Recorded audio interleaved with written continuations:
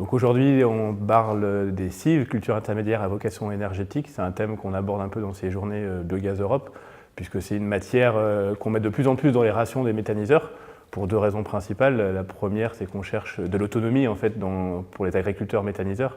Ils ont des effluents d'élevage, mais c'est aussi une matière qu'ils peuvent produire localement. La deuxième, c'est qu'on va aussi chercher pas mal de matières pour répondre aux objectifs énergie renouvelable d'injection de gaz dans le réseau, à échéance 2030 notamment. On a vu hier la présentation de GRDF très ambitieuse. Donc c'est une matière vraiment intéressante, mais sur laquelle il faut travailler. À l'échelle des fermes, ces matières-là sont assez intéressantes pour différents niveaux. D'abord, d'un point de vue agronomique, c'est une matière qui va permettre de rendre plus performant le système de culture, donc plus autonome sur la fertilisation, moins d'usage d'herbicides ou de pesticides notamment. Donc c'est une réelle importance sur les exploitations agricoles. Le deuxième, on va citer l'environnement. Donc évidemment, production d'énergie renouvelable. Un hectare de cive peut produire de 1000 à 2500 hectares équivalent fuel. Donc c'est quand même pas négligeable. Au niveau environnement, on cherche aussi à ne pas mettre de produits phytosanitaires, je l'ai dit tout à l'heure, mais c'est produire naturellement, on va dire, pour ensuite faire cette énergie renouvelable. On va parler de biodiversité aussi, d'avoir des belles cultures pendant toute la phase d'hiver. C'est pour la chasse et tous ces éléments-là. Donc c'est des petits détails, mais qui ont leur intérêt.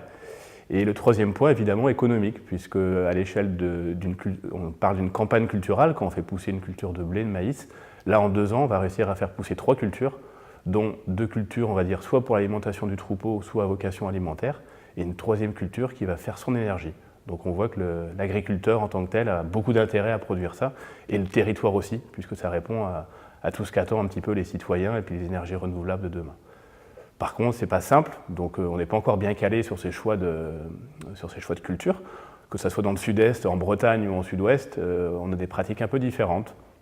Donc les différents organismes, que ce soit les chambres d'agriculture, les centres comptables, l'association l'AMF par exemple, pour ne citer que, travaillent avec les agriculteurs pour trouver le bon itinéraire technique, le bon choix des cultures, le bon choix de ces cultures intermédiaires donc, pour valoriser au mieux et avoir le meilleur rendement, efficacité énergétique donc, et environnementale.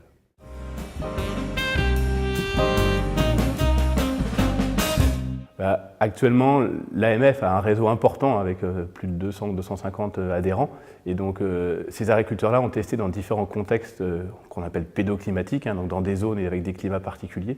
Donc, ils ont déjà une approche très importante. Donc, en se rapprochant de cette association-là, ça donne déjà un bon mix de ce qui se passe en France.